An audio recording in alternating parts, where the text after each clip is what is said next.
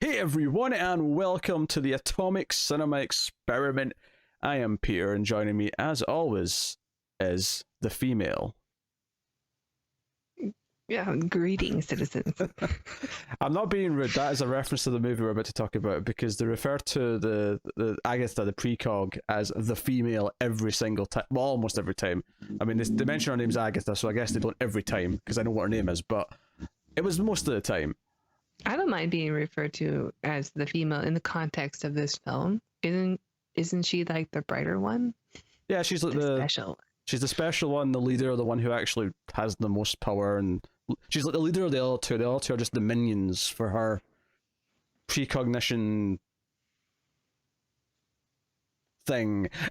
This is a science fiction movie podcast. We talk about sci-fi movies every episode, and this week we are looking at Minority Report, Steven Spielberg's film. We'll start spoiler free, of course. We'll give you warning before we get to spoilers. Why are we looking at this film right now? This was not on the schedule until very last minute, and the reason for that is because we're doing, as part of Mail Fuzz TV, we're doing a tournament of a bunch of Spielberg movies, and both myself and Tara have to give our thoughts on a bunch of Spielberg movies. But obviously, there's a few of them that we hadn't seen in a long time, and one of them, at least for me, was Minority Report. And I was like, well, I mean, it's a sci-fi movie, so if we're going to have to watch, if I'm going to have to rewatch it anyway, we might as well do an episode on it. So this is it here.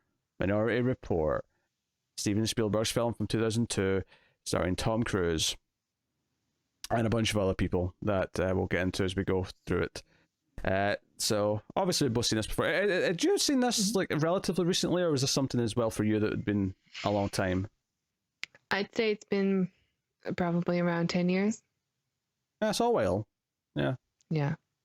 I saw this. I think I saw this for the first time, but weirdly enough, in school. I think for whatever reason, I think it was like the new movie on like probably still a VHS, knowing the teachers, despite the fact that it was 2002. And I think we watched it in like, you know, that time either right before the summer or right before Christmas, where work stops kind of happening for the last week or so, and like it was just over a couple of periods of English or whatever. Just throw on Minority Report, that'll keep them quiet. And I think so. I watched it in like maybe 3 chunks, well, maybe 4. Given how long the movie is, it was probably 4. Having watched it, it's 2.5 goddamn hours long. Complaint number 1, Spielberg. We'll talk about that. But anyway, so the premise of this film is set in the future. It's 2054, and they have 3 sort of miracle children who are actually the children of drug addicts, but not like any drugs we have in real life. It's more this future drug that doesn't exist. But these 3 children of drug addicts end up with precognitive abilities, which lets them see parts of the future. But the 3 of them working in conjunction can basically predict murders that are going to happen.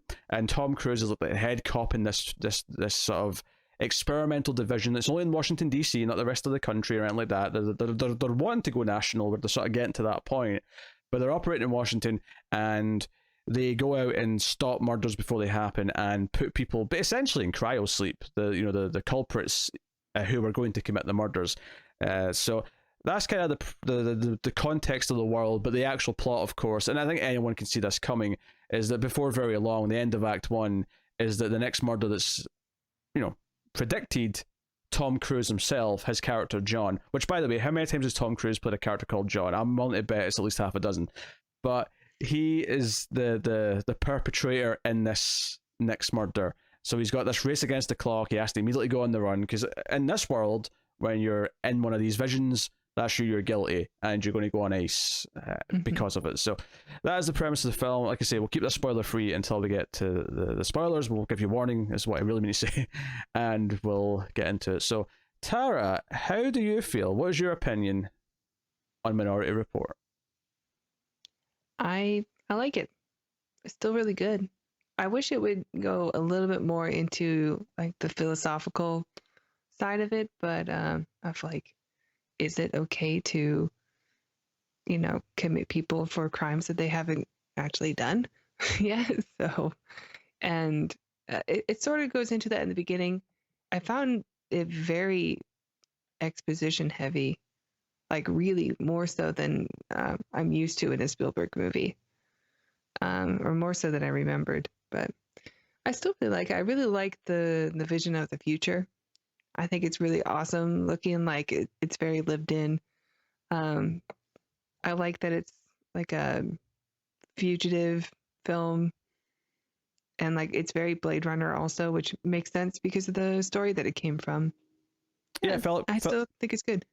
Philip K. Dick, of course, inspired Blade Runner. Also inspired this. It's based on a Philip K. Dick story, which, obviously Philip K. Dick stuff's popped up in movies and TV over the years in various We forms. did Total Recall also, which was based on something he wrote. I actually forgot that was a Philip K. Dick thing. Yeah, that's fair. That's totally fair. Yeah, I'm going to be the bad guy here because I don't really like this movie, and it's kind of a complex series of reasons why I don't like it. I never really remembered liking it that much to begin with, and I probably didn't know why. Like, if you'd asked me back when I was like in my early teens, why didn't I like this? Because I think I was 13 when this came out. I probably wouldn't have known. I'd probably just said, it was okay, I guess. But something about it never really clicked with me. And I think watching it again now, parts of it do feel dated, and there's definitely some subjective things that I can get into. But I think the biggest thing for me is that I feel this Minority Report is conflicted in what it wants to be. Like, every time, like, I was almost getting into the Black Mirror-esque type story that it had at its core. Mm-hmm. It seemed to want to become just a summer blockbuster. It didn't want to care about the details. And then when I get bored of that, it started being a fugitive story with a conspiracy. And when I get bored of that, I felt like all these like 3 or 4 different movies all kind of clashing and never quite feeling like they fit together. Because it's not like you can't mix 2 or 3 different things like that. You can, but I never felt like it gelled. And there was lots of little things that were bugging me that felt kind of cheesy. And it's almost like Spielberg wanted to do something that was a bit edgier, a bit grittier. He wanted this darker sci-fi future. But he still had like these weird little moments of comedy that felt like they belonged in like a film of a previous era. But at the same time, the sheen of the film and the bright sort of desaturated look feels very of its time of the early 2000s. I felt this confliction in a lot of what it was doing. I didn't love the ending of the movie so much. I thought the ending felt very much like it was trying to be a I don't know, almost like another Mission Impossible movie. It did actually a little bit. And what's weird is this came out like, I want to say like just after the second Mission Impossible. So it's not even like the Mission Impossible movies were as established at the time. Mm-hmm. It was still years before the third one, never mind 4, 5, and 6 that we've had. And we're soon to get 7 and 8. So it does feel like movies of that time though. Like the movie where I don't know, has like an ending there's a twist ending, but it's more like that. I don't know. I don't want to say too much because we're not in spoilers, but it reminds me of a lot of movies like Shyamalan films of the time that were popular, or like what was a movie like the Game and stuff like that, where it was trying to be at the end, or even like it was holding on a little bit to the John Grisham era films. Yeah, but I still like the sci-fi elements of the movie a lot. The Game's another movie that I actually think is really kind of mediocre, despite the fact that I like David Fincher usually. I could never get into The Game. It felt like one of those things, like right from the start, like it's obvious where this is going. Like why are we pretending we all don't know like where this is going at the end? Because I don't know. I haven't seen it since the theater, but I can't really give an opinion on it. Because I remember I enjoyed it. Because I remember not like understanding what was going on. Because I always remembered liking. For me. I always remembered liking the sound of it on paper, The Game, and then when I saw it, I was just really disappointed because I felt like it was taking itself too seriously for what it was. And I kind of feel the same way here with this, where it's not that it's taking itself too seriously. It's that it seems to catapult around from taking itself too seriously, but there've been all these little things that feel really 90s and cheesy about it. There's a couple of things I outright hate. There's Peter Stormore's character. He's like this surgeon who does like the eye surgery. That's all I'll leave it at just now for spoiler free. But I hate his character in this. Like, there's like slapstick comedy levels or gross out comedy levels of like snot in the scene that he's in. And I was sitting there watching it this time, just thinking like, why did Spielberg think this was a good idea? This isn't fun. Like, all the gross out stuff at that part of the movie just feels so tonally out of place to me to compare to everything else. It was so weird. I don't Yeah, know. I don't love that scene, but I do love the scene that follows with like we get more like technology from the police and stuff it's a really suspenseful scene because of the consequences. But I understand what you mean because the tone changes to like yeah, the almost like a jackass sketch or something. It's so weird. Yeah, we'll get to the fridge as well, but I hate the whole that section. Just really bugs me. Mm. There's tons of stuff in the movie that I You just know what it kind of reminds me of? It kind of reminds me of 12 Monkeys or something. Like they're characters from that film that ended up in this, wandered into this one. yeah, I don't like 12 Monkeys either, which again is another popular one, probably more popular than this one. Although this movie definitely has its fans. Like I know this has its following. The thing is though is I felt the entire time things just not working or clicking into place. There was constant things that were taking me out of the movie, and just some of the action set piece stuff was fine on its own. Although I actually do kind of disagree with something you said about the look of the world, the sci-fi world that it's in. I actually kind of hate how this movie looks. The desaturated early 2000s style, I'm not a fan of. And The bleached yeah, film look every or whatever, the oversaturation. every scene in the movie looks like a flashback. This is what you do now to Yeah. show a flashback, is this visual style. And then Mhm. on top of that, like I was almost blinded at points because they sort of have this glow. Like later on when he goes to his like techno friend at the club, he has like a leather jacket on, and every bit of light hitting the leather jacket was like almost blinding me. It was like, oh my god, Jesus Christ, stop it! What are you doing?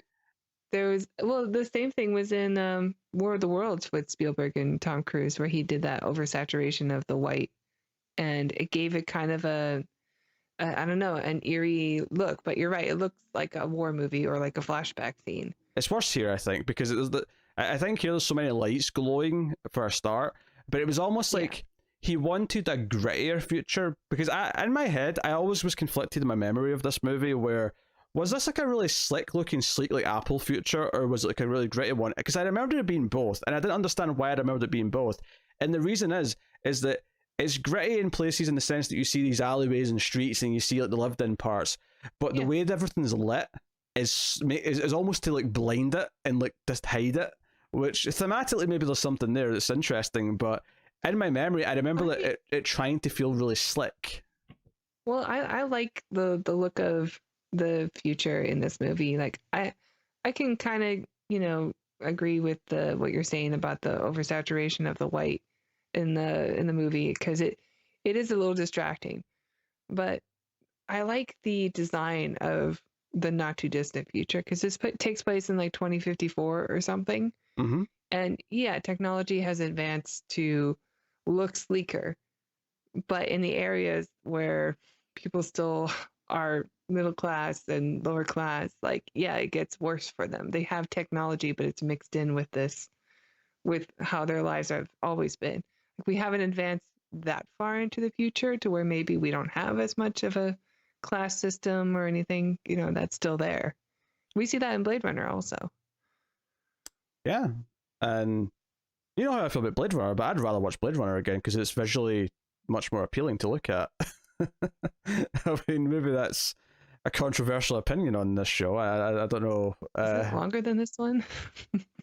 No, No. I'm pretty sure It felt longer. every single cut of that movie is shorter than this one. Because I felt the length in this. I couldn't. When I looked at the runtime at one point and I still had an hour left, I was like, how is there still an hour left? I feel like we're like going to Act 3 here. Like, what are you doing, movie? So I don't like how it looks. Like, I really dislike the look of the movie. And like Colin Farrell's character constantly chewing gum, it feels like such a, oh, let's give him a trope. Let's give him like a thing people remember about him. He's constantly chewing gum. I don't know. Well, he was a new actor, right? It really bugged me. He's doing the hotshot young detective who wants to take Tom Cruise's job the whole time, and he's chewing gum. Like I don't know. Well, he sort of does take Tom Cruise's job because he stars in a Philip K. Dick movie. He does a Total Recall true remake, which I've never seen, and we will have to do it at some point. Oh. I've never seen it either. I avoided it. Well, get ready, and it looks even more 2000s-y than this one, I think. All right. Although I think that came after 2010, actually, so it's technically not that decade, but it looked to that decade. I remember it being really desaturated. from the trailer. I vaguely recall, but I have no idea what to expect other than set the bar real low. and then the other thing in terms of the looks, I felt the CG's not aged well, and I think one of the things that I was thinking. Really, I thought the CG Oh yeah. was awesome. Oh no. See when they were out and it was the cars on that big like sort of magnetic track where they're sort of going over the edge and stuff. All I could think was like the entire city looked really bad, and all I could think was this is right at that brink where filmmakers really started to think we can do anything with CG, and Spielberg, got the toy box and he was like, he still has so many examples in the film where he mixes like the practical with the special. Like he doesn't overdo it all the time. well, no, I mean, that scene has to be like, because yeah, he does. Giant Awful City. I mean, he does, but that doesn't excuse the like. I'm not saying this should be practical. I'm not saying this doesn't have to be CG, but the look of it's so stylized, and it looks like a music video or something like that. Like that's what the kind of look that it has to me. I don't know. I didn't really get that vibe. I don't like the way the future cars look. I think they look bad, but yeah, they look kind of dumb. I mean, lots of sci-fi movies where they have to do future cars. The other scene as well, the same thing is when he goes to like, the cryo chamber place, and I hate the character first of all that it's there. Tim Blake Nelson. Yeah, I don't mind him as an actor necessarily, but I hate his character in this. Again, he feels like this caricature from a previous era. It does not fit in this more serious it feels like sci-fi a movie. Terry Gilliam character, yeah. But they go into like where all the pods are, and the pods all rise up from the floor, right? And it's like this is so over designed to look cool, right? Quote unquote. That's what they're going for here, something that looks cool, and it's not practical.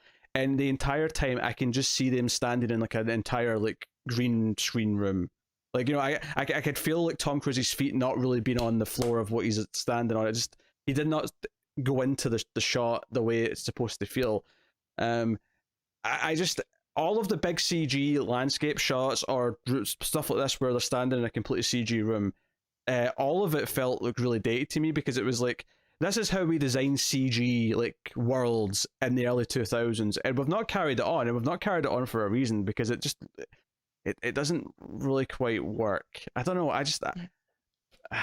None of that stuff worked for me. I really hated the. Well, hate's a strong word, but I didn't like the action scene where he's jumping from car to car and the going around, because there's even a dumb joke at the end of that scene where he lands in like a weird yoga instructor room or something.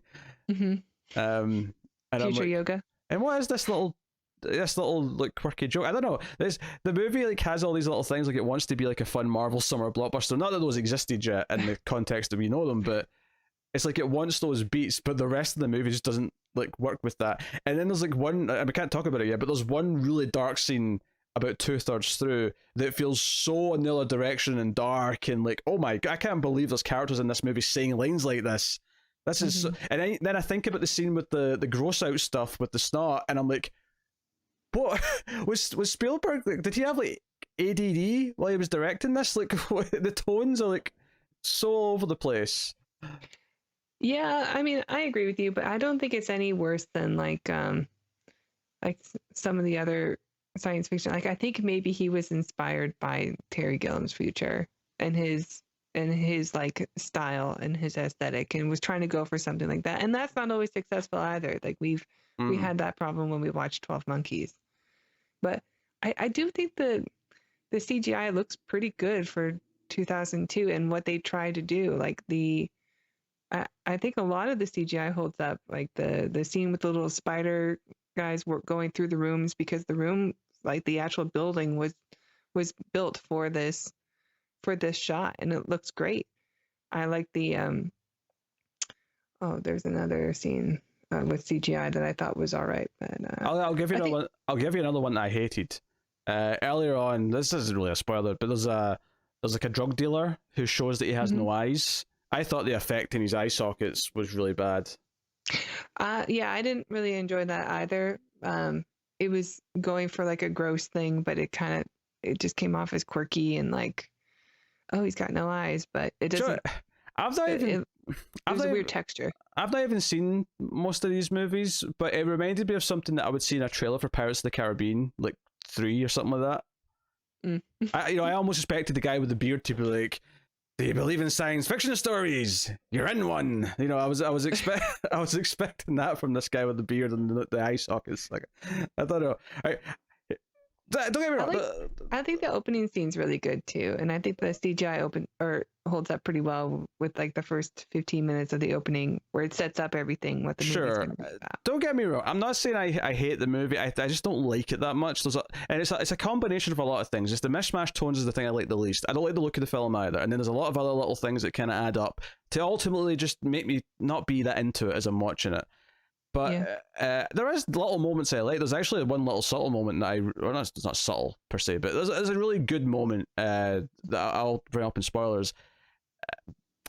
But it's something I want to fly by you, because something really stuck out to me watching the first like 20-30 minutes of this. Okay. Before it veered off into doing its plot properly, is that the first 20-30 minutes is almost beat for beat. Stay with me. Time Cop. Oh? Time Cop starts with an example of how his weird futuristic police division works, right? Where he stops a time crime, right? Blah, blah, blah. He comes back, and I shit you, because this is the scene that made me think of it.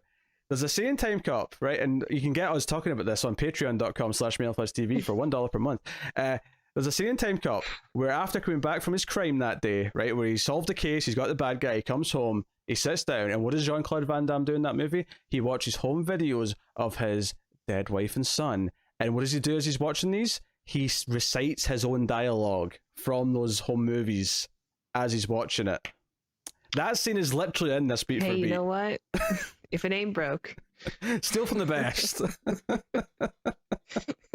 Steal from the best. I think there's a lot of inspiration here. Spielberg, yeah. There's a lot of inspiration. I don't know if Time Cop was consciously one of them, but and don't get me wrong, I'm sure that scene has been in other things before Time Cop, but it just I was sitting thinking like, what does this remind me of? Like I've seen a movie not that long ago that was this scene, this exact scene, and then it clicked what it was, and I'm like, it's Time Cop! It's Time Cop! Mm-hmm. All right, yeah. Yeah, if you're gonna steal from the best. Yes. Yes. And then the other problem I have with the movie is something you hit on, which is some of it is so exposition heavy. Mm-hmm. Like so exposition heavy. A bit too much. And I also agree that I wish they really get into the... I guess that's the thing that hurts me the most, is that it takes away from the science fiction to do the summer action movie stuff and then the conspiracy stuff. And I don't actually mind those existing, but the problem is that I feel like it takes away and it doesn't spend the time on actually exploring, like you were saying earlier, is it right that we do this? Even if technically they are going to murder someone, is this right? Can it? Because I think one of the big problems I have at the start of the movie is that I'm immediately against this idea. They do nothing to convince me. Where I at the start of the movie, I'm like, no, of course this is wrong. Like, you can't arrest someone for something they've not done. You give them them help. You give them mental health. Like, you could almost do a really good new version of this that actually ties into things like mass shootings and talking about like preventing crimes. Like, you could do some sort of like sci-fi take on that. I mean, you can apply this to like death penalty, or I mean, that's not something maybe you guys deal with in the UK. Still a thing here. So like, just exploring a system that, if it's possible for an innocent person to be punished, then should it be scrapped entirely? Because the first thought I had was that there's no rehabilitation here. You're just locking them away, and they're just they're frozen fish. That's all they are now. Like, yeah, they're in some kind of a dream world or something. I'm not really sure what happens to them. But yeah, there's like no rehabilitation, and I'm like, I'm against this from the start. Nothing about this makes me think it's a good idea. You're exploiting humans as a resource. Like they're they have abilities, but they're still being exploited. Now, I'm not saying I can write a movie script because I've never done it, but I think that one of the first things I would say you should put in this movie is, well, where's the like some sort of like human rights group that are campaigning because these precogs should have rights and shouldn't just be in like a chamber predicting crimes for the government? Like, I don't know. There's some weird unexplored... Is everyone with disability, like, are they all destined to just have a life, living in a toilet bowl? Also, how which actually flushes like one. it does actually, yeah, it flushes like a toilet bowl. Also, how sustainable is this? Like, if this is the only three, like once they get old and die, then are we just back to normal? No more crime You have to prevention. make more children like from drug addicts. Like how do you recreate this? Yeah. there's there's so many things to ask, and I think And why do they use wood for the balls? Like that was I didn't understand that either. they have to make a ball each time. They have to make a ball that like engraves the names of the victim and the culprit. Like, Yeah. okay, why balls? I don't know. It's just, it's just Joe. It's really funny about this though. Is that it's going for that sleek future with all the tech, but there was actually bits of the tech that's starting to look dated. Even like just because we're far enough ahead now that like their control keyboards and stuff. I'm like, okay, obviously him swiping stuff with the glove feels futuristic still, and that holds up in that sense. But they're actually Well, we have it now. Like the next like Pixel phone has that motion unlock, facial recognition, retinal Sure. scans. That's all stuff that's here now. People like knowing your entire search history and using it to sell you new things. That's Yeah, the only thing they don't do though is that in real life now they don't say your name in the ads. That's the only thing that's not quite happened. And also, all of that said, they also use holograms a lot in this, which no one uses now. And I'm convinced that, I mean, maybe technology's not there to do it yet, but I'm also convinced that no one actually wants this because it looks like shit. Because they always look rough and ropey. I'm like, why does anyone want this? Because he has this thing when he's watching the whole movies where it's just like a video that's been projected, but the person in the video is projected like further out from it. And I'm like, this isn't real 3D. This isn't like a, person. It's just like a 2D cutout that's put in front of it.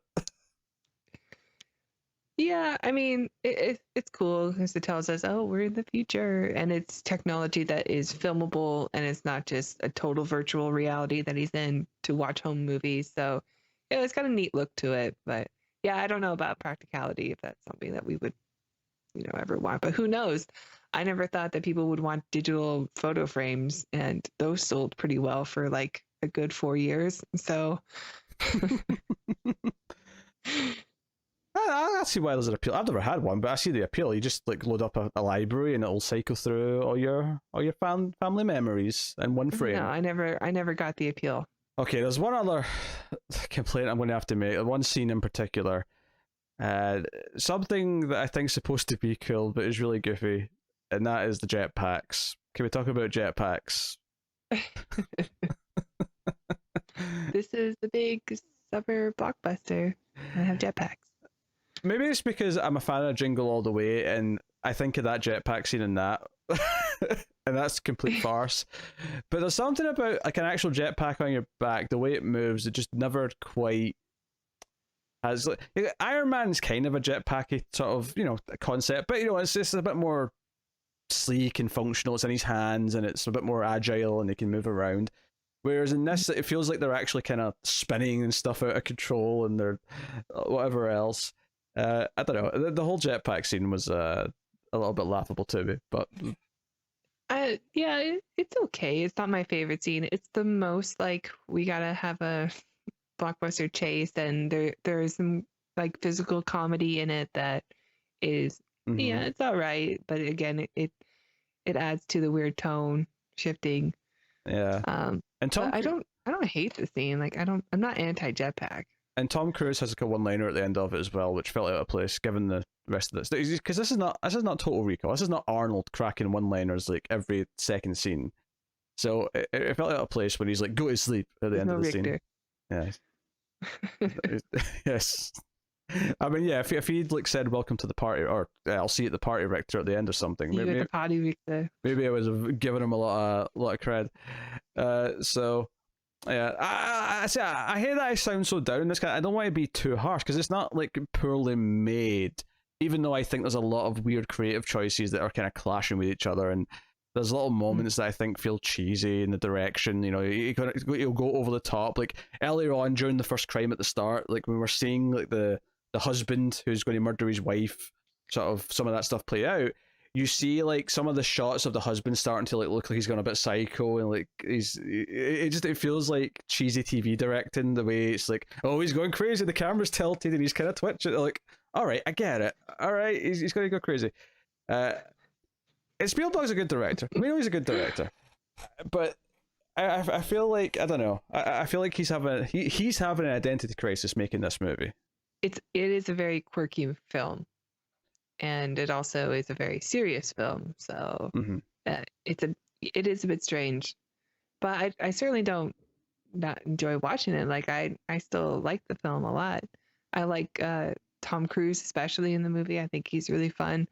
Although one of his character traits is that he's a bit of a drug addict. Since which they something never happened to him. Yeah, they never really. And I don't really buy that he is. Yeah. They also never do anything with it, really. It's kind of a plot point for another character to like sort of get him in trouble, but other than that, it's never really, that much of a factor. Yeah. It's not something he gets over or even wants to get over or needs to get over. It's just never really. Is he really addicted, or is it just something that he does occasionally? Like I don't know. Like if it's that much of a problem, I'm not sure. He doesn't really strike me as a drug addict. They were going for the sort of like he's lost someone, so he drinks a lot kind of idea. But instead of drinking booze, he's taking it's this. Future, yeah. He's taking this thing instead. That was kind of what they were going for, and it just, I guess it. I don't know. It was weird.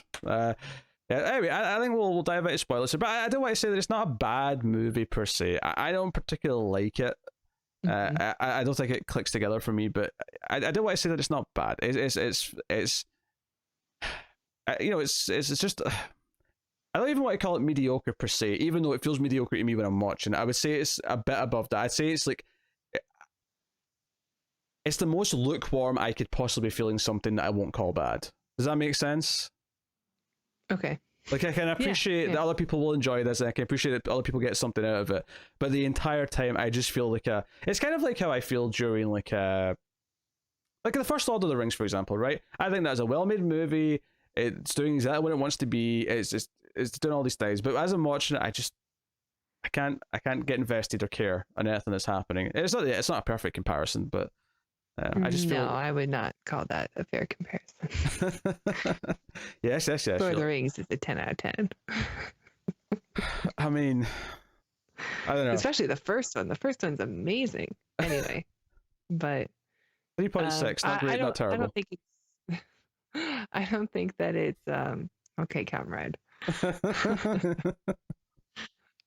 I certainly don't think it's Spielberg's best film, but as far as the science fiction movie goes, like it's still a really cool world to look at. I like the concepts, the sci-fi concepts a lot.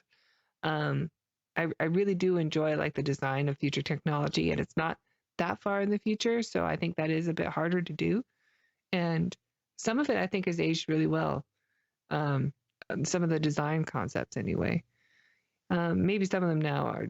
It is an 18-year-old movie, so we were bound to have some things that have already surpassed what they predicted here. Hey, people the same age as this movie can drink now, so I mean, time has moved on a bit. Yeah, congratulations to all the graduating classes. Sorry about happening. Congratulations on the virtual graduations you're all having this month. Yeah. So, yeah. What's something else I wanted to anyway, I do really like the film still. I still like watching it. It is still Spielberg and Tom Cruise together. I think it's fun, but it's not either of their best. No. No, I would definitely say I like War of the Worlds more than this. And I still had flaws with that movie. I still had things to, nitpick at and say that I didn't like about it.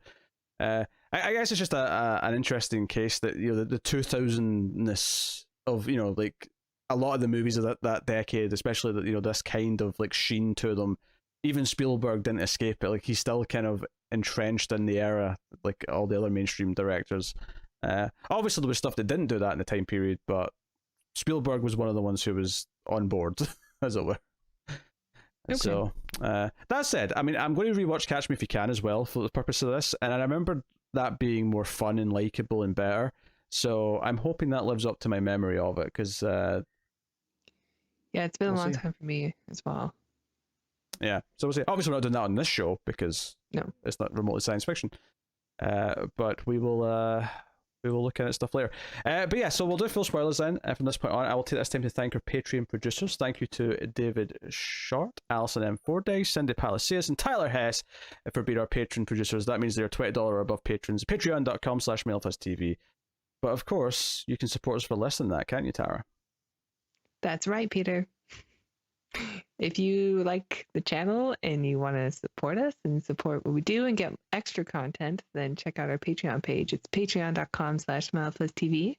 And donating as low as $1 per month will get you access to a library of films, not just science fiction, but horror as well. So if you want to check out our review of Time Cop, which we mentioned earlier, yeah, $1. Thank you. Oh, yeah, and the $5 will get you extra stuff as well. Like you'll get these episodes a day early.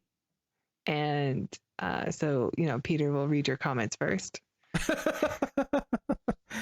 And you get to vote on our monthly votes and help influence what we watch. And you can also suggest films into the reactor. So, and maybe one day we'll pick your movie. There it is. Just a visual cue that time to get the $5 tier mentioned. So, I mean, it's an improvement. Hey, there's no handbook that you give me here, right?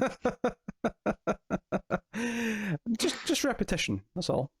That's all. All right, so full spoilers then for I was going to say Total Recall. There, you got Total Recall in my mind now. For Minority Report. It's a good movie. Yes, Total Recall is kind of the opposite of this, where I remembered being so on it and then watched it again and was like, oh man, I love this movie. So it's great. Yeah, it's great. So, yeah. And, I think it's worth mentioning, actually. I keep talking about, movies of this era, and we talked about it with War of the Worlds, that it is possible that some people will like how these movies feel, and I just don't. It's perfectly fair to say that movies from the 80s and 90s and 70s have dated. I just like how those feel more. So I like that dated era, as it were. Mm-hmm. The 2000s, though, this look, I just don't like. So, yeah, subjective. That part is purely subjective. I will attest to that. I wonder what changed it. Is it war movies?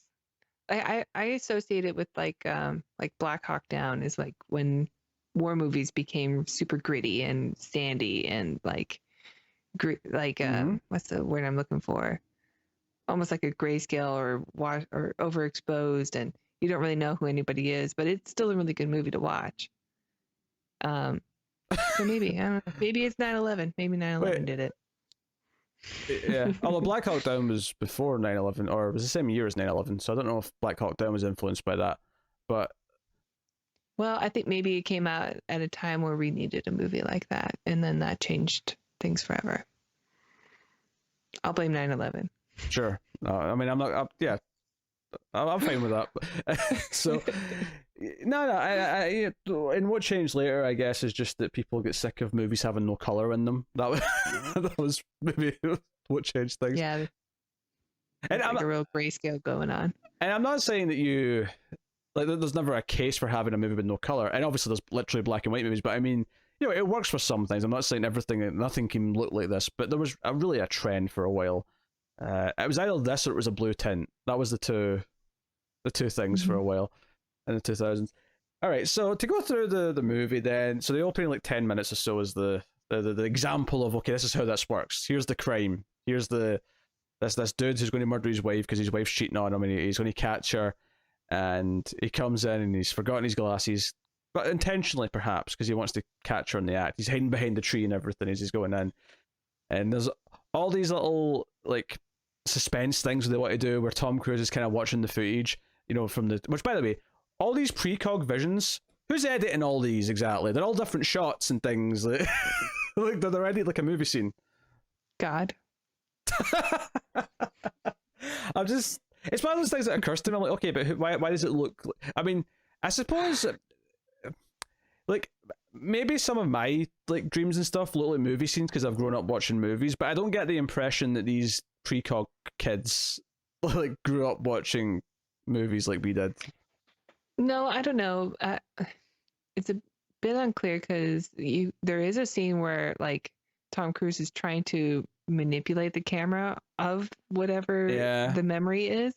So maybe there is more of a 3D image that they can do, but I'm not really sure what the rules are. I wonder. It does look very dreamlike though, and very choppy. So I wonder if it's a case of it's not so much that it's 3D, but because there's three different people having the premonition, there's three angles of everything at the same time. Maybe. I don't know. It's an idea. But we have him figure out there's a merry-go-round behind this guy who's watching the house because this kid's changing direction and whatnot. And it almost made me sad that there's not just a full movie of them solving something with this, with just try. Wasn't there a TV show? There was a TV show in 2016, 2017 starring. I have to imagine that this is the concept. Oh yeah. Megan Good is the lead in it. That's all I remember. Megan Good. Did you ever watch My Cousin Skeeter on Nickelodeon as a kid? No. Who else has she been in? She was in Saw 5, I want to say. She was in. But I don't want to watch that movie. That's totally fair.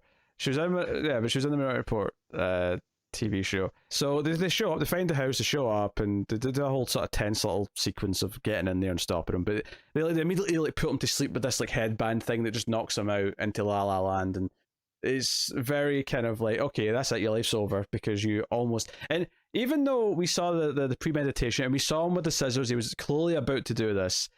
I'm still going, yeah, but he didn't actually do it. Now you can give him help. Now you can take him to a mental hospital and give him therapy and get him through this, and you can make him a better person because he never actually went through with it. Yeah. You have options here.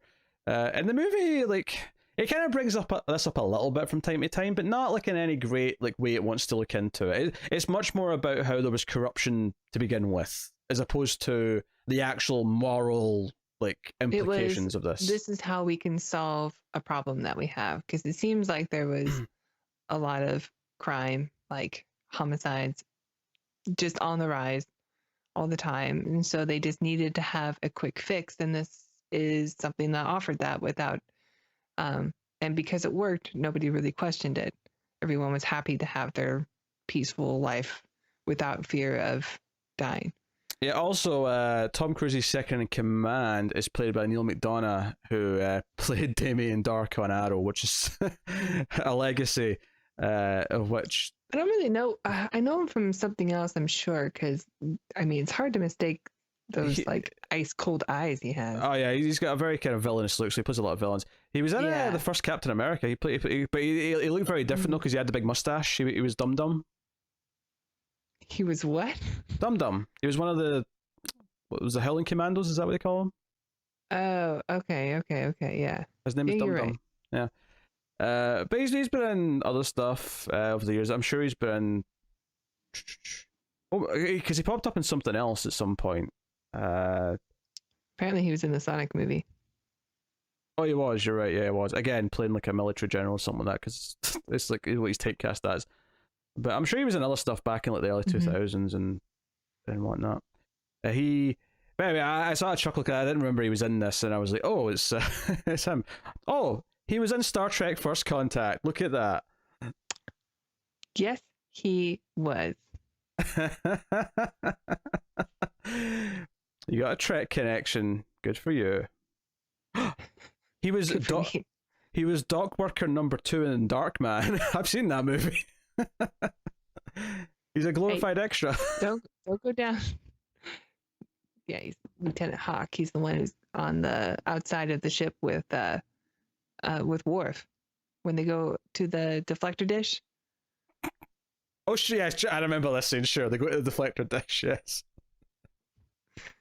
I love how you got mad at me there because I went down to another quiz. Don't advance past Trek before I talk about what scene he was in. Okay, now stop going down the IMDb rabbit hole. Yes, because I gave you trouble for this once, yes. But so we got him, we got Max von Sydow in there, of course. And we're in spoilers now, so I can talk about the fact that he's... we didn't even mention him in the non-spoiler section, but he's a huge character. Well, that's the thing. He is technically huge, but I don't think they do enough with him so that he's the villain all along. That felt so flat for me. You know what I was thinking? is that Max von Sydow is like so tall, Oh yes. and Tom Cruise is not. But there is a scene at the end where they have the same eye line, and the camera trickery that's happening there. So what you're saying is that Tom Cruise is on a box. No, I think that they shot it in an angle so that because they're Ah. moving around, but then they have the same eye line. So I think it's shot at an angle. It's constantly trying to keep them at the same eye line because the camera's moving while they're doing it, but very subtly. Yeah. Yeah. It's one of those things. It has to be in his contract, right? Oh sure. I wouldn't be surprised if Tom Cruise insists that the set's built with the floor down like a foot in one side, and he always stays on that side, and the other actors always stay on the other side, just to make sure he's always looking at least the same height. It's one of those things that you don't really think about or notice much, but the example I bizarrely always remember is from The Mummy Returns, because it was pointed out in the commentary track, and once they pointed it out, I was like, yeah, this is ridiculous. How did I not notice this? There's a moment at the start, because Mummy Returns is set years later, and Rick and Evie have a son now, right? They have like a 8-year-old son in the second movie. And when we're introduced to the son, the way we're introduced to him is that Rick's sort of like going around the cave, Indiana Jones style. He's got this torch and he's looking around, and they do this sort of jump scare moment where he turns around and he gets scared because his son's right in his face, and he's at his height. He turns around and his face is right here, so they're at the same eye level. But then once the camera cuts around again, the son's only up to like his belly because he's 8 years old. He's tiny compared to him, and it's like, yeah, we had him stand in a box because the shot looked stupid unless he was at the same height. I'm like, well, okay, I didn't realize it, but that is really stupid. he's half his height because he's a child. It's one thing faking Tom Cruise's height because he's an adult, so he could be that height. We just know he's not. Yeah. But I don't know, it's funny. But anyway, so yeah, Sydow's the villain who, it was Sydow all along. What? Yes. Which is not that surprising. He doesn't always play a villain, but yeah. It's not really that surprising. Was that a reference to our Bloodshot review? No. Because I had to edit a section out that started with so-and-so always plays a villain. No, it wasn't a reference. Okay. Just checking. I'm just checking. So that's the setup, and obviously Tom Cruise, we get introduced in his life that he takes this drug, that he watches home movies of his well, I thought both his wife and kid were dead actually until they revealed later that his wife's not dead. That was a surprise, and hell, technically even his son might be alive for a lot of the movie. Like, he's missing. Yeah. But I just assume death because I think that's just what you always assume in these situations when you're watching a movie. Mm-hmm.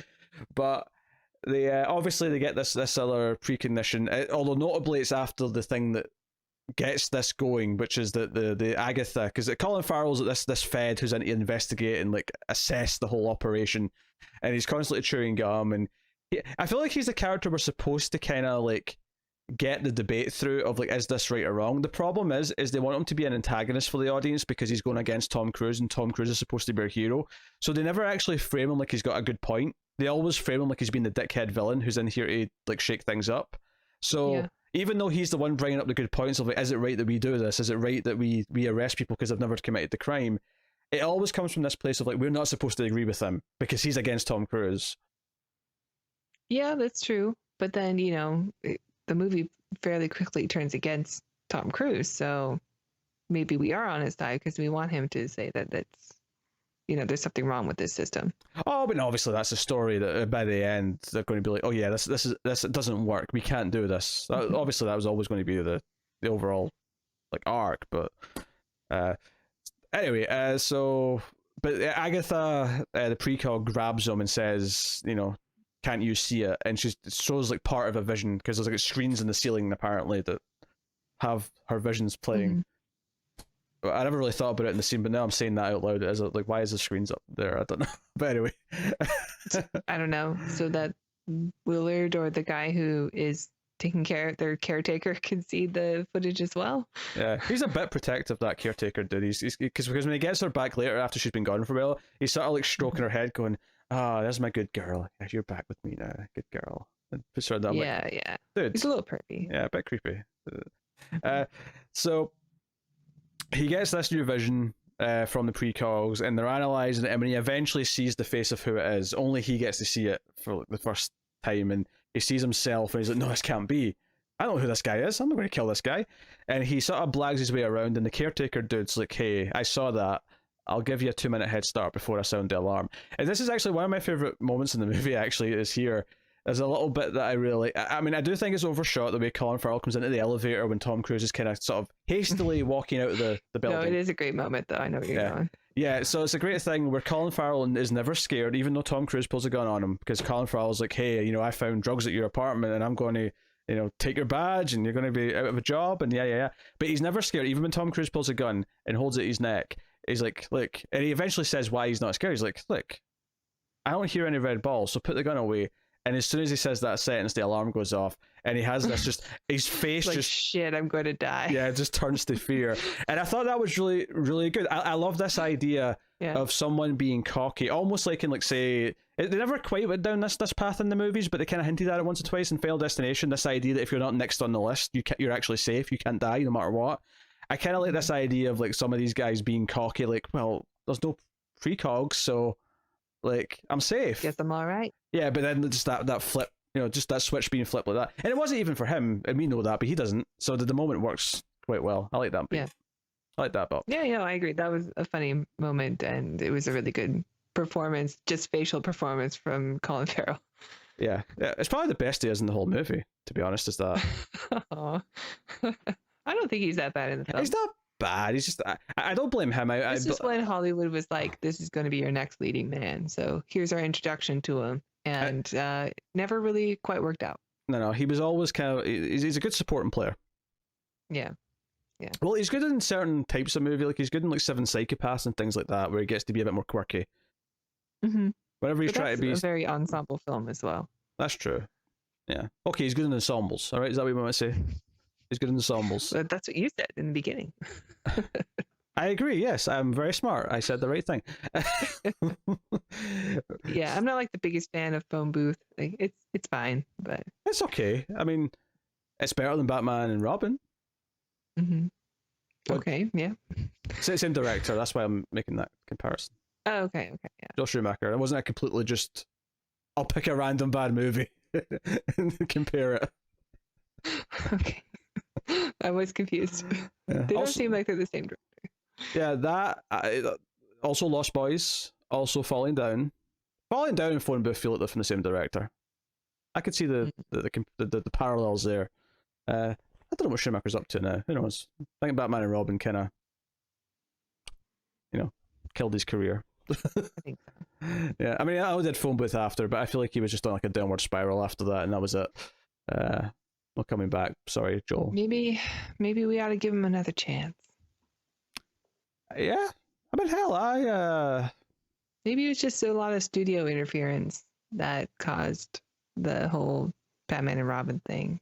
Release the Schumacher cut is what I'm trying to say. I want people to know that we're recording this on the very day they announced that the Snyder Cut's really going to happen. So that's on the brain. I'm actually just... Oh, he made that Phantom of the Opera movie just after. Yeah. Okay, he has done something. Yeah, that's not what I was looking for, though. I was looking for... I'm sure he did something that I really liked. But now I can't find it. So maybe he didn't. Yeah, maybe Phone Booth, it was as good as it got. Okay. Oh well. I tried, Joel. I tried to stick up for you, but it wasn't happening. So we get the big action sequence here, though. So Tom Cruise runs away, and because everywhere, and they really emphasize this during the movie, there's these eye scanners everywhere. So he's trying to run away, and he's in the car, and the car just automatically starts shutting down because it's the self-driving, and it's like, oh no, you're a fugitive now, so we're going to stop and let the police come and get you. So Tom Cruise like sort of climbs out and starts jumping around, and the roads kind of go vertical at one point. We've got these like futuristic highways, and he's sort of jumping from... I really like the design of the highways and stuff. I thought that was really cool at the time when it was released as well, especially living where I do in Southern California, and there's not really a whole lot of traffic right now, but like the highway system here is the worst. So having like a track that cars go down, or nobody is driving themselves, like I like that future. Do you know what it actually reminded me of more than anything? They weren't really on tracks per se, but it kind of looked like it. So it reminded me of like ski electric cars. The play sets you get for kids, where the cars run on the tracks. Okay. Is that what you call them? What do you call them? I don't know. I never did fun stuff when I was a kid. I mean, I never had one of these either, but like, it's a thing. I mean, Oh, like Hot Wheels or kind of, yeah. Like, yeah, that kind of thing. But yeah, these are a thing. Some people knows what I'm talking about. I'm sure they do. I'm sure they do. But he lands in the yoga place for a really dumb joke where he kind of, because he lands kind of like folded up, and he sort of looks over, and they're all folded up too. So it's meant to be this little ha ha ha. He landed just like them. He's a pro. But he actually makes his way to the woman who kind of like inadvertently designed the whole system, because she was actually trying to heal the precogs, but eventually it kind of became what it was through Sydow's interference and whatnot. Why she's like a geriatric poison ivy, I don't know. She's got like vines and stuff that are moving. Like, Yeah, I don't really know what that's about, but that's so random.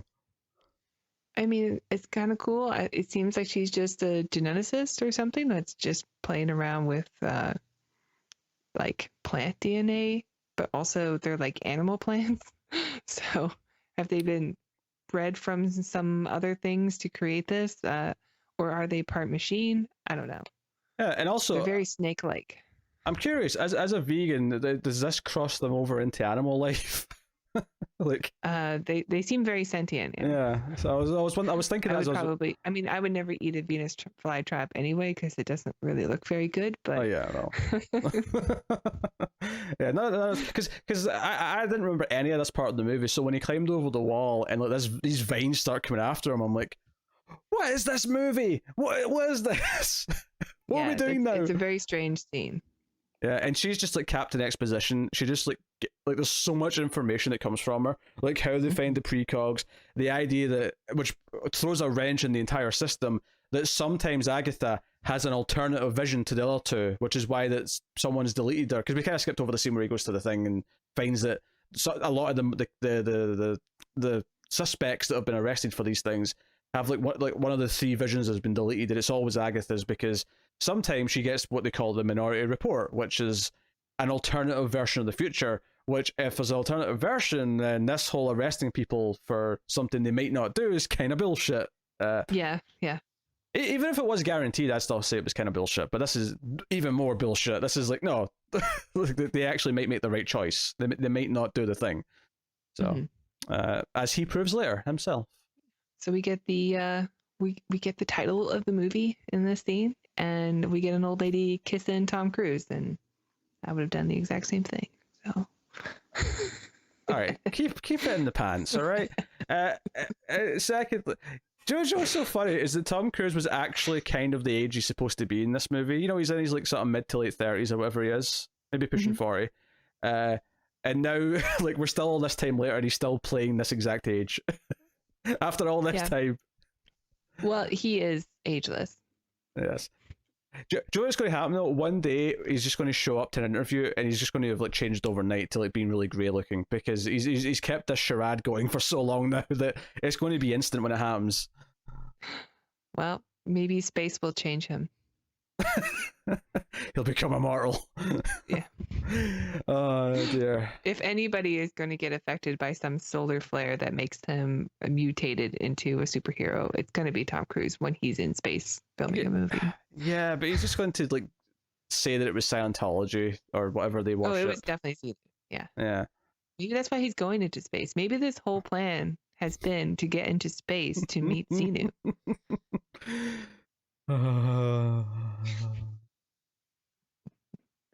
Religion, I just don't. Right, okay.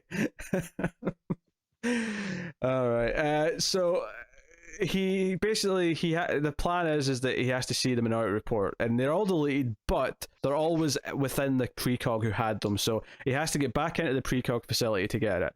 But all the eye scanners won't let him in, obviously, because like they'll just get him immediately. So, and there is a couple of, like, we sort of glossed over, like, after the cars bit, there's the jetpack bit, which we kind of talked about earlier, but, like, there's a big extended set of, like, action running away kind of moments. I will give it credit, though, there's one moment where when he sort of takes a jetpack off one of them when he's climbing up a fire escape, he does kind of, like, sort of stop and say, "Hey, you got a good grip," before he moves on. He kind of like makes sure he's okay and he's not going to fall to his death. So he still likes these guys. yeah, he's still not like a murderer, which kind of was what the movie's whole thing's about. So that's good. So this is where we get to he goes to like a shady dude because he's a cop, right? He knows where all the shady guys are. So he goes to this surgeon, this street surgeon who can replace his eyes, which obviously isn't something we can do today. It's again science fiction kind of idea that we can just swap some eyes about. But this is where like I have so much to say about this like 5 minute, 10 minute portion of the movie. Like from the bags of eyes that are sort of played for comedy, like gross out comedy that he's holding up to the camera, to the snot dripping from his nose as Tom Cruise was in the room. Yeah, that's our introduction to him. Yeah. It's just that he's sneezing and it's just so much snot. And because everything's so oversaturated, like the snot itself is glowing. Yeah, and it's not even just the snot from his nose. Like later on when he leaves Tom Cruise on his own, because after the operation, he's like given a timer that says 12 hours because if you take it off before then you'll go blind, yada yada yada. He like the timer when he puts it down the bedside cabinet. I don't know if you noticed this, but there's an entire like corner of that cabinet covered in snot. I'm like, what? Who does that? Like, this is like.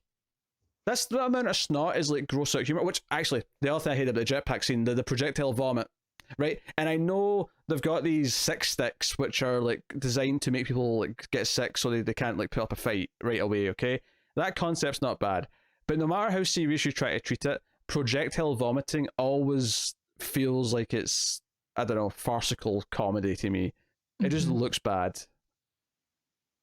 It looks like it's not out of place in something like Evil Dead 2, sure, but otherwise like it really should be reserved for really bad comedies. Yeah, all right. Anyway, so that's gunk all over the cabinet. I hated that. The gross out like stuff with like he's left him a sandwich and some milk in the fridge, but there's like an old sandwich and an old jug of milk also in the fridge that's green. Yeah, the place is disgusting. It seems like I don't know why I thought about it, but it's like the movie has been pretty clean up until then, and then we get to this set piece that's like something from a Resident Evil game. Like everything is disgusting and gross and yellow toned. Like it has this whole vomit yellow filter over it. And yeah, the stuff in the refrigerator is disgusting. It's also pointless. They also set up that the guy who's doing the work on him had been arrested by Tom Cruise like after he'd already given him the anesthesia and it was falling asleep. And I thought that was kind of a funny note, and like maybe this is a little bit revenge, but also it's a surprise visit, so he had to have that sandwich in there for at least 3 months. Yeah, I mean, I guess like that's the reason for it, is that he's intentionally done this to mess with them or something. But like, I don't know. I just the whole thing felt totally weird, and you could totally cut it out of the movie, and you would lose nothing. See if you just went straight to, the cops have like found this building, they're in the lobby, they're releasing those spiders that are going to go into every apartment and like scan their eyes. You could just cut to that part, and it'd be fine. You would lose nothing of value. Yeah, I do like the spiders. I like the spider scene a lot. I like the way it's shot, like overhead through the ceilings, and you see the other people like getting scanned, like the little girls getting scanned. And I think that scene holds up pretty well. No, I have no complaints really about that. The way it sort of goes overhead and like you go from apartment to apartment. Like I have no complaints about that. And Tom Cruise tried to hide his heat signature by like dunking himself in like a bathtub full of ice. This is a fine enough plan. And then the idea that he has to sort of like, because they're getting suspicious, he has to let it scan one eye. So I mean, it never really comes up again, which I think is weird, but I think the implication there is then because he had to open one eye, that one eye is probably blind because he opened that like halfway through the timer. Yeah. He wasn't. Yeah, that was the whole idea, was that he can't actually lift the bandages off at this point. He has to wait 12 hours for them to heal first. Otherwise, he'll go blind. I don't think he went blind. I think maybe he was given enough time to where he can have a retinal scan. I don't know. It seemed to be awfully painful for him, though. It did, yeah. Which, by the way, I mean, I hate eye stuff. So when he was like clamping his eyelids with the like, But Yeah. that's the sort of thing though where that's gross out to me, but it doesn't feel like farcical gross out. It feels like no, that's gross out that fits the context of what you're doing. You're doing an eye surgery thing, so Yeah, yeah, it I makes sense. It yeah has that same like Clockwork Orange when they're holding yeah the eyes open and ugh. yeah yeah. It's kind of like we said at the start though, is like some of the characters just feel like they're out of a different movie. And this Mhm. doctor and this set and this all this gross out sandwich and mucus stuff, all of it feels like it came from I don't know, like Men in Black or something like that. Like it feels like a Men in Yeah, Black maybe scene. that was a very gooey movie. It was, yeah, a lot of good in that movie. It's just an obscene amount of goo. Uh, I know you're referencing something else. yeah, so if people want to know what I'm referencing, check out the bonus Screams After Midnight episode on Patreon called Incubus. And the actual line from that movie is just an incredible amount of sperm. So just you know you want to know. You know you want to know. So go check that out. But I guess I'm out of that, and the movie from there is that he comes to the precog place. You get the sign. The doctor dude also gives him like a face thing where he injects it into his face, and it melts his face, so he's like an old man for like half an hour, so that no one recognizes him as well. On top of the eye scans not picking him up, and he goes into the place, and it's one of those little movie convenient things where Colin Farrell's like studying the footage at this point, and he actually like starts to figure out that Agatha's going to be in the crime scene later. So he starts to figure this out exactly as Tom Cruise is there to get her. So we have this kind of like, and it's I'm not really complaining about this so much so that it just kind of it felt more convenient than it does with other movies that do this kind of thing where all of a sudden, okay, these two things are happening at the same time. I guess it's because he's been studying the footage, because I've seen him literally study this footage for the last like 24 hours, and he's only just kind of having this eureka moment now. It stuck out to me. Yeah, I guess. Um, it didn't really bother me. I don't know. I was into the chase, so Sure. it and the you have to have some kind of a ticking clock. So get Tom Cruise has to get Has to Agatha, run. and now he has someone else chasing him. Yeah, and he escapes by going down the toilet. Yep, by flushing. The big toilet that they're all in, that all the precogs are in, taking Agatha with them. And they end up in a mall. But probably the most unbelievable thing from like a predicting the future thing to me is they're in this mall and it's so busy. I'm like, yeah, nah. Malls are like, you telling me that the home shopping we don't not have indoor malls anymore. They don't do well. tell me they're not taking off. I do like the scene. I like the whole like he's being told what to do because she knows how to escape in an unlikely way. I do like the balloon scene where they're blocked just because she knows how to time everything just right. Yeah, and that's another thing that I almost wish they spent more time on. Was the idea that, because it's something that the TV show Person of Interest did really well, from what I've seen of that so far, which is the idea that there's this entity that can predict what's about to happen. So you've got someone in an action scene who's been fed this information and ends up being able to do all these really fancy things and just being at the right place in the right time. And so there's a little bit of that teased here, but it doesn't necessarily like go full in on it. It tends to later for the rest of the movie. It tends to just be, oh, they're about to be here, and then she yells, "Run!" like really loud. Yeah, that's about it. Yeah, I wish they did more with that. Way too late, by the way. Yeah, also way too late. They're already there. They're screwed at that point. Yeah, so he takes her to this like virtual reality like sensor club where people come to like experience their wild dreams, and obviously a lot of them are sexual, but this one guy wants to kill his boss, so he wants to like experience that. Yeah, fair play. That was fun. Yeah, it's alright. It's one of those like sort of things they put in these movies, these sort of cyberpunk-esque. It's like the holodeck program, but it's like the Deep Space Nine version of the holodeck. And this guy's very, very much Quark, the Ferengi who runs it. It's just like, what do you want? You want sex stuff? You want you want to kill your boss? Yeah, I think I can make that work out for you. And yeah. And then of course once the cop shows up, he's like, oh, I've killed your boss. Sir, that's immoral. I will not work with you and take your money.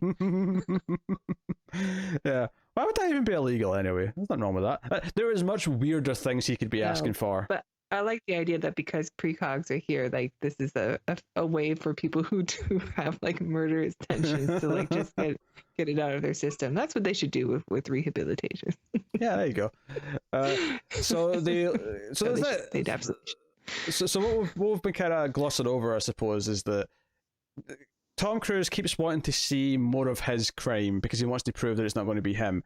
But Yes. Agatha keeps wanting to show him this other crime from like just before the precog system started, which was the murder of this woman. And he can't understand why, but you know, they look at this, the guy records it, and it's actually Colin Farrell who kind of puts two and two together here. And I actually really love this idea. This idea that someone faked, like, or got away with murder because this. I mean, admittedly, I didn't like the setup of this concept at the start. It felt really clunky to me when someone just said, "Oh, that's just a precog deja vu." They have like echoes, and Yeah, an echo. they just wave it off as if it's not. Like, yeah, okay, whatever. But I like the idea that knowing that and setting that up, that someone faked a murder by having someone try to commit the murder, get caught for it, and then perform the murder the exact same way that it was going to happen in the first place, so that the technicians would think, oh, that's just an echo, just ignore it. Yeah. I actually like that idea. I think that's probably my favorite part of the whole, because I don't really care about Sydow being the villain or where it goes with him being the villain. Yeah, I don't care about the way that they show it in the end of the movie, where you get to see the scene and he's the one who's like putting the mask on, and everyone's like, oh my god, because you know who it is, but like why would he just be standing there when he knows the precogs like might be able to see his face? Yeah, you'd want to like drive for miles first and then take it off, because then you're far away from the crime scene, far away from the incident, you know. or at least be in a place where a precog can't know that you're doing it. I don't know. Like it, I'm a little. Maybe I'm just confused on how the rules work for it. But well, I assume it's just a time. Why would he stand like just 30 feet away and then take off his jacket and then put on the outfit? Well, that's the issue, is that he's that close and it's within the time frame of the murder. Because I assume they don't see anything once it's an hour later. Like they don't see lots of build up to it. They see like the 10 minutes before maybe and the 10 minutes I don't know. Like they see like a very specific window.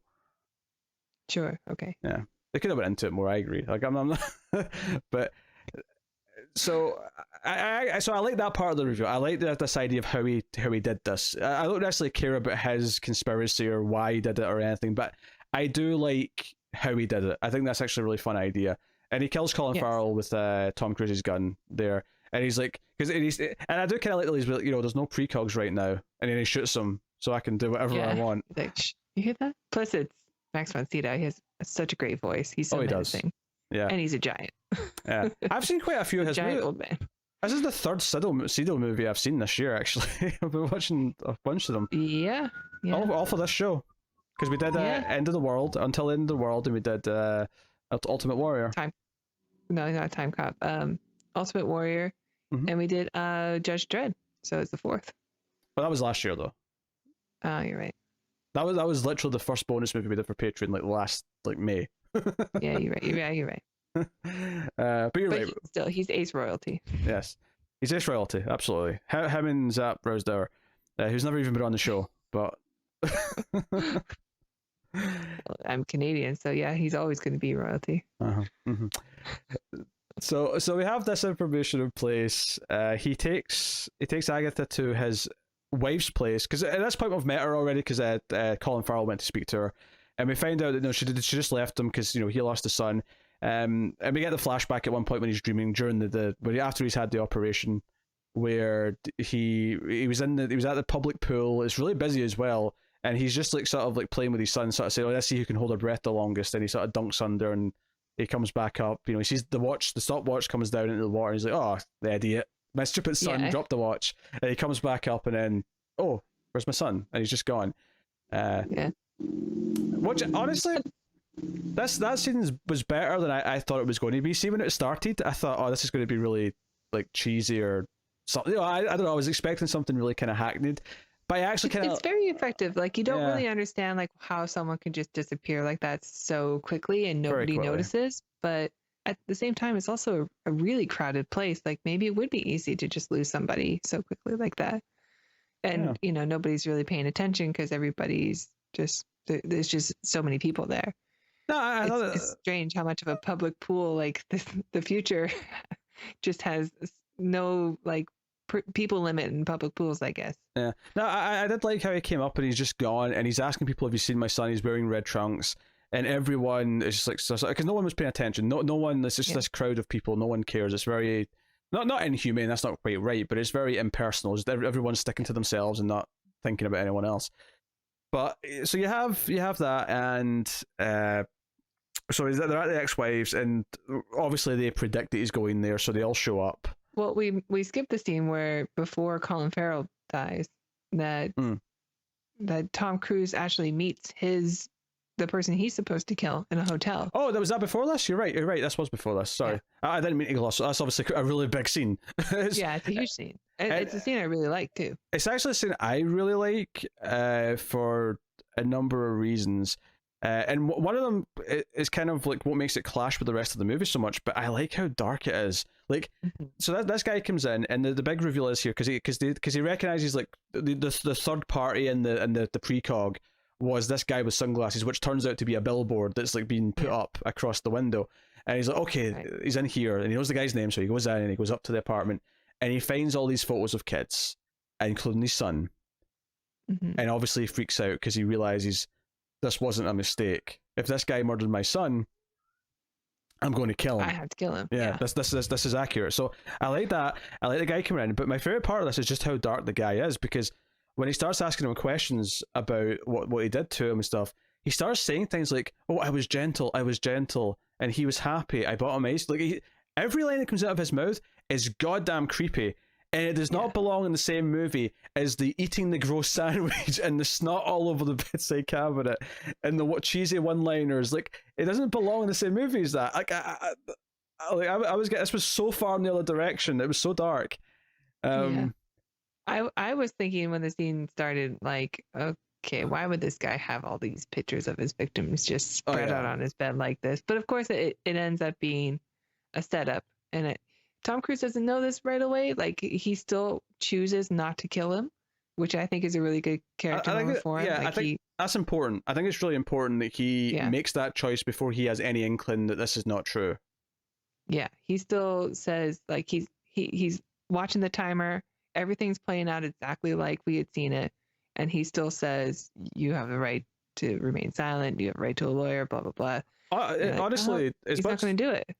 My favorite moment is probably that moment in the elevator, but I think from an emotional point of view, the moment he starts reading them his rights instead of killing them, it's probably the only time in the film where I really actually felt, I guess, engaged / inspired by the story, where I was like, you know what, like, and maybe this is your influence here, but I've been watching a lot of Star Trek The Next Generation recently, right? And this moment kind of felt like the sort of like feeling that I feel sometimes in that show when Picard will say something about what they should do, what's right and what's wrong. Yeah. And I felt a little twinge of that here, and I'm like, I almost do want a remake of this, but with more of a focus, like cut out some of the stuff that isn't needed, and stick to one tone, and really sort of go into the should you or shouldn't you do this. Like, I almost like, I'd almost take out the conspiracy part. And obviously, it doesn't work here because it's so obvious. Why would they have all these photos out? But if you made it more just, no, he really finds the person who murdered his child, and he still has to make this choice, and the dramatic final beat. Because, I like this moment more than anything. And also, it proves that the precogs were wrong. Of course, yeah. We get a twist that says, actually, no, they weren't wrong. It's just that we read it wrong. There was details sort of in between that kind of flesh it out. But because there's nothing in the moment after this movie that I like. Close to this. This is, for me, this is kind of the dramatic high point of the movie, is this moment where he chooses not to kill him. And then the rest of it's fine. Yeah, the rest of it's fine. Well, we do get the scene with Sydow and Colin Farrell when he's like figuring things out, and then like, oh, I don't hear footsteps. Yeah, that's well acted. Like, that's a good scene too. That comes after. That's Max von Sydow playing chess again with death. Just he's winning this time. I've seen that movie. Yeah, Seventh Seal. I think that works well, and I think the part at the ending I really don't like is that they capture Tom Cruise, and Tom Cruise goes willingly because he doesn't want his wife to get implicated or anything like that, and he gets put on ice. The wife goes to see Von Sydow, and Von Sydow kind of lets slip a detail that she hadn't mentioned about this person drowning, because she says that he was convinced of this murder, and Sydow reveals an extra detail that he wasn't told, so she actually is suspicious, and he's kind of aware that, oh, she'll be suspicious now. But he's going to this big function to like promote his national like expansion of the program, and like he goes off to do that. I think one of the most weird moments of the movie for me that just really rang false was when she takes the gun and like holds up the guy in the freezer place at gunpoint and says, "I want to speak to my husband," like a badass, and I'm like, this feels a bit, I don't know. I don't know if this. Yeah, and she gets in because she has the bag with the eyeball in it. Like, it seems a bit of a stretch. Like, she's all of a sudden like a superhero. It's a bit. It just all feels a bit hokey and easy. And then, you know, we have him kind of talking to. They don't really establish her as being a badass like throughout the movie. She just seems like a regular person, and her going from that to like breaking into a facility and busting her husband out of prison or her ex, like that seems like a stretch. Not to mention that you combine that with the character who's one of the most goofiest and out of place in the movie, so you have these two elements together that feel like they don't belong. So this scene just as a whole just kind of feels like, wait, what? This feels kind of almost like a betrayal to the tone that the movie is trying to go for most of the time. But Tom Cruise speaks to Sydow over his headset as he revealed, and they have the footage shown to the entire room of him killing this woman. And of course he did this because this was Agatha's mother who wanted to have her child back. She cleaned herself up and wanted her kid back. And he, of course, that would ruin the program. So he thought it was okay to kill her to preserve it, and that's what he tries to sort of say. And ultimately, he puts him in this predicament where, okay, you're either going to kill me and go away forever because you've killed me, right? Because Tom Cruise is waiting for him back at his house, or you choose not to, and you disprove the precogs, right? You disprove that the system works. So he's caught in this sort of catch-22, and he kind of just takes the coward's way out by killing himself instead. That's kind of like his, like, I'll just do this instead, and that way I don't have to live with any consequences. I'll just go. Yeah. He's an old man. Well, you say that, but Max von Sydow didn't actually pass away until what, last year? This year. It was this year, yeah. I mean, good on him. He lived a long, successful life. He always looked old. He did. He looked old in The Seventh Seal. No, he looked more normal. So, but I did joke in the Ultimate Warrior from '70s, like 2 or whatever that was. I did joke that he already looked old in that movie, and that was like, yeah, he's looked the same age since the '70s, definitely. And that's like what, almost 50 years. It's like 48 years ago. He looked the same age for almost 50 years. Dear. But yeah, Patrick Stewart's. I mean, he looks older now, but there was a long time where Patrick Stewart looked like Picard. Like, he just looked that age for a long time. He looks more like an old man now. He's obviously starting to show his age, but it was a lot. And then in First Contact, he's like ripped old man.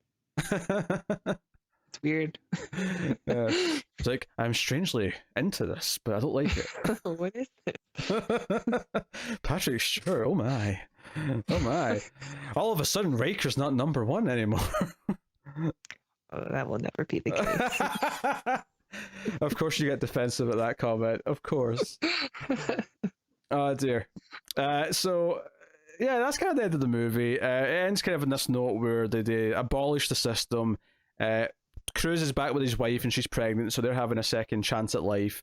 And it ends on the precogs who have been allowed to grow their hair, and they're now living in like a farmhouse somewhere away from the world, so they don't have to like suffer their visions anymore. They can. And all the prisoners that were put away were set free, hopefully to rehabilitate. And they said there's going to be some people are just on a watch list, I guess. Yeah, they said that the police monitored them for quite some time, which makes sense because they were likely going to commit murder, so they should be watched probably, and like maybe go to therapy and things like that. But yeah. I like the detail also that, you know, because the precogs exist, that they have different color balls for the types of crimes that are committed, or the types of murders, I should say.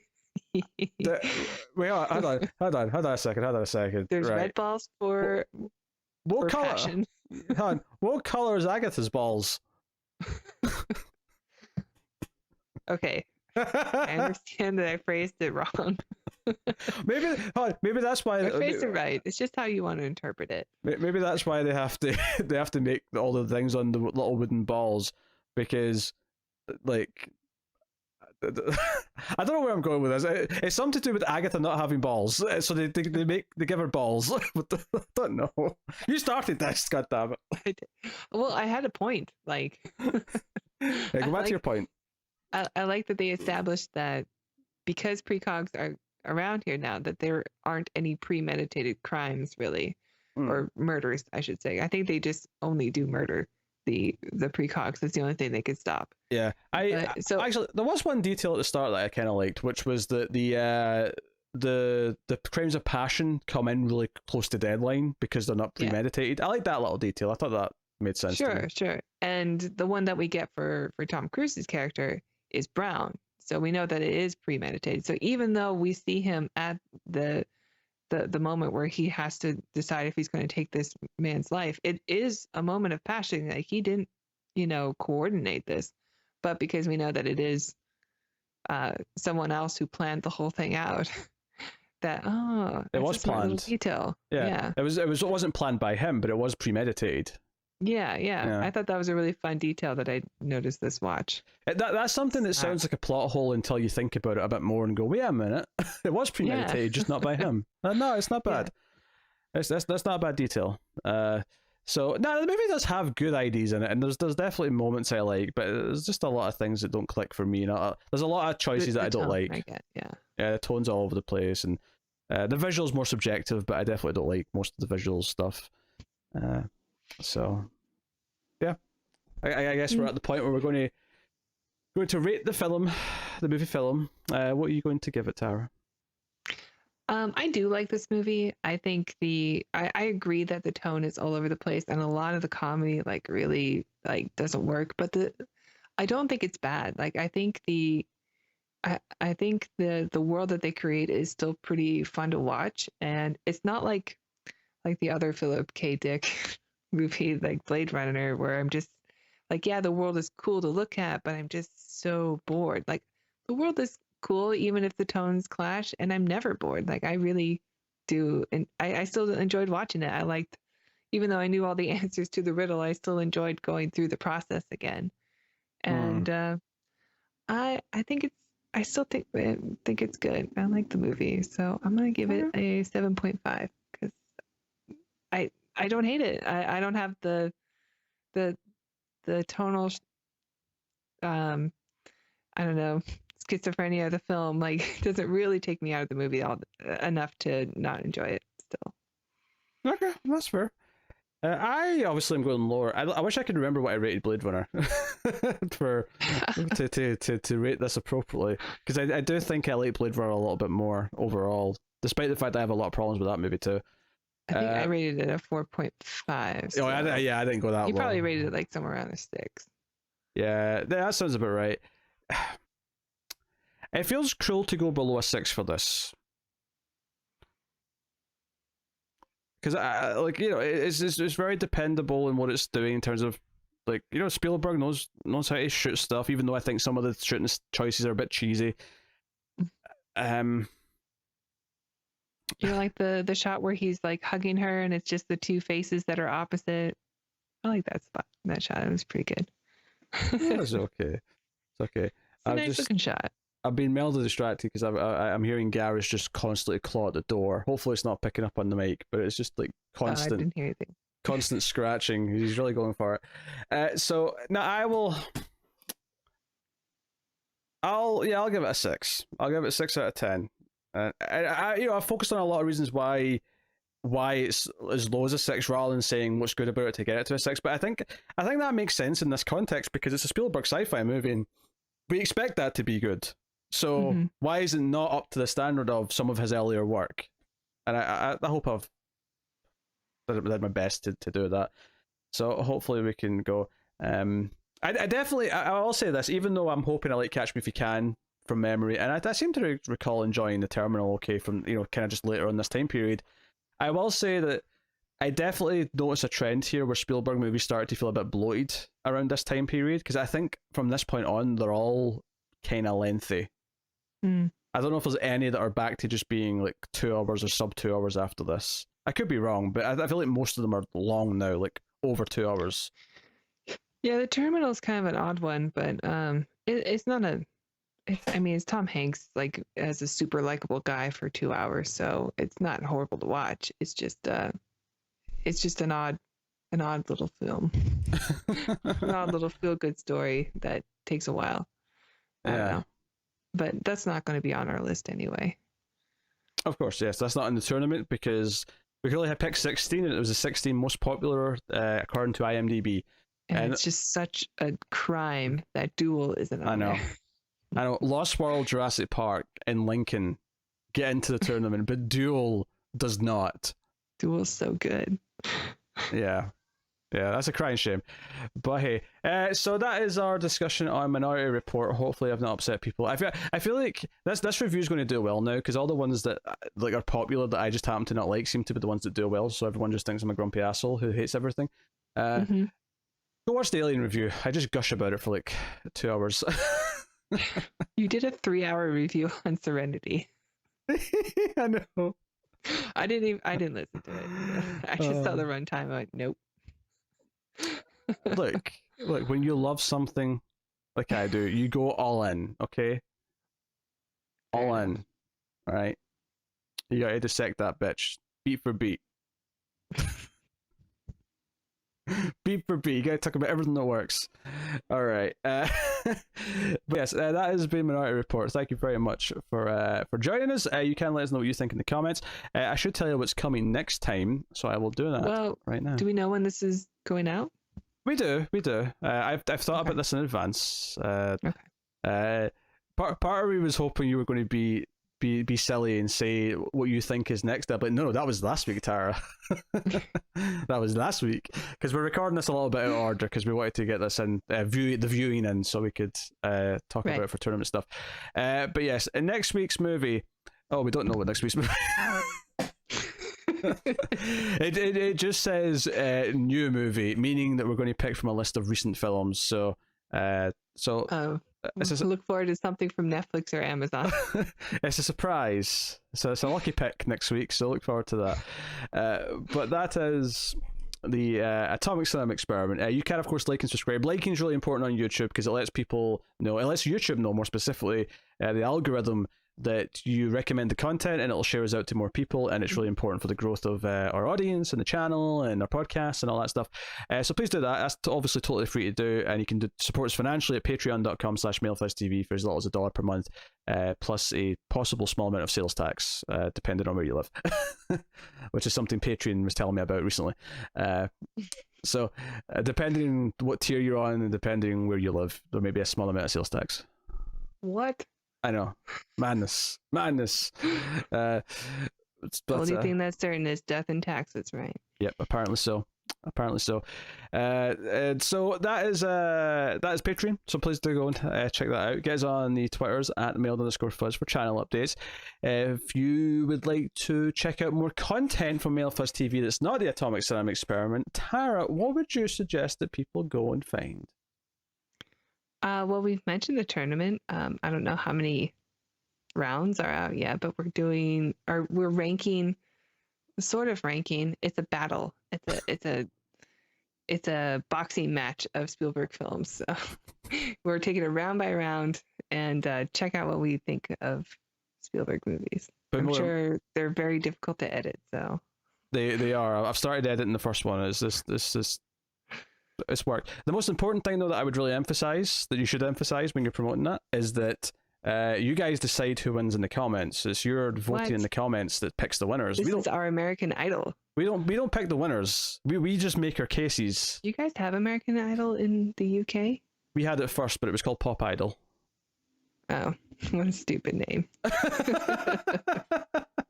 is that a stupid name? It's about pop singing. American Idol sounds better. Sure, but anyway, yeah, it's up to it's the crowd. The crowd decides. Jesus Christ! Yes, we had that first. Yes, I'm proud of it because I hate that show. But whatever. We had that. Then we had the X Factor. Then we had Britain's Got Talent, and then I think there was another one. We gave them all better names, so America's still number one. Oh yeah, because changing Britain's Got Talent to America's Got Talent was a stroke of genius. Yeah, I mean, I'd love to have been in the boardroom meeting for that one. What should we call Britain's Got Talent when we bring it to the States? Oh, I don't know. It's a conundrum. What could we call it? I've got it! America's Got Talent. That's where the winners go. All right. Why are we talking about these awful like competition shows? Like, let's not do this, please. I don't know. Good night, everybody. This has been the Atomic Cinema Experiment. Thank you once again for watching or listening. We always appreciate it. And I had a vision. The next week we're doing a okay movie. Hopefully. Please don't be an alternate future. Thank you once again, guys. We'll see you next time. We always love you. And computer at Salsa. Everybody runs.